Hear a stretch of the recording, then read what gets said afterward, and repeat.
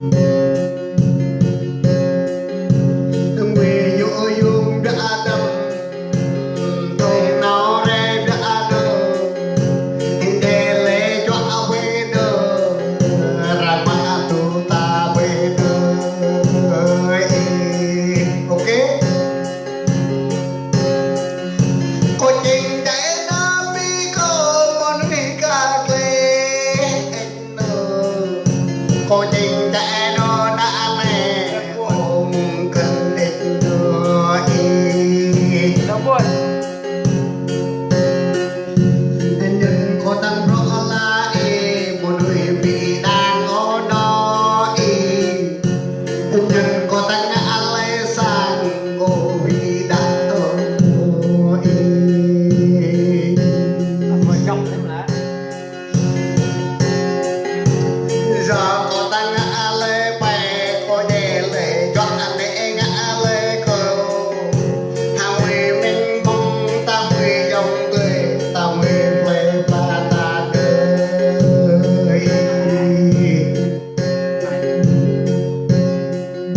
Vỗ tay. một bài cái nó câu này câu người Việt Nam ta đâu một bài nó dòng người câu người về ba ta đời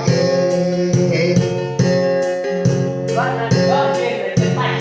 cho có ta là hai người vọng ít có là Nghe luôn. cho im là kịp là hai người ba ta người Quá hay. cho có cái tăng là hai người tôi có là người này thằng quyền ta ca chăm nhầm ca cha đã nợ thế hơn thằng nào đã nợ ở gần nhau thâu nào rẻ thâu dễ tung lá thâu cùng gốc đã nợ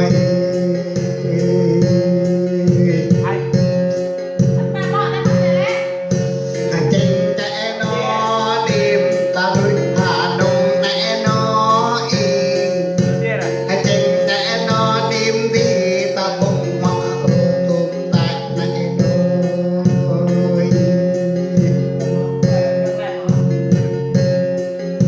lại kết nó ba thâu vô kết nó vượt hồ rê quê Đồng vâng. giờ kết nó ra thuê ô mặt bè nơi Các bạn nhá.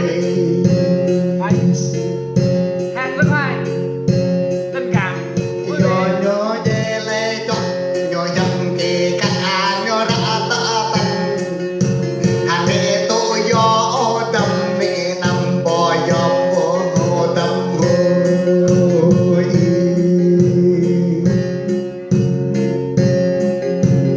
tuần rồi nè là tăng ba cô hà với nó hà tuần lắm nè là tăng ta cô quanh với nó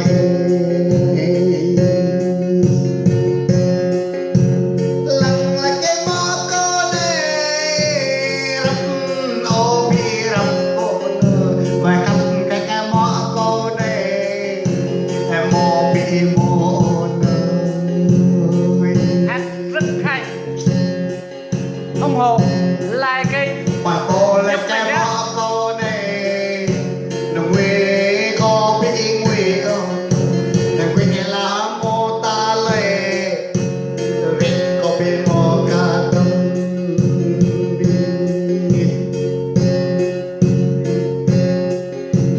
gồng lấy cô nuôi ra ít nơ ta lệ cô hà cười ít nơ giờ họ đi ít nơ ra đi ô tơ tình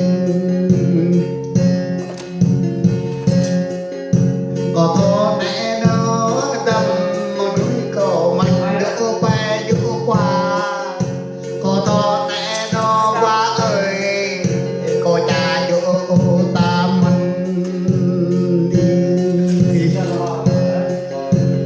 tôi cười Vâng nè. Bây แบบ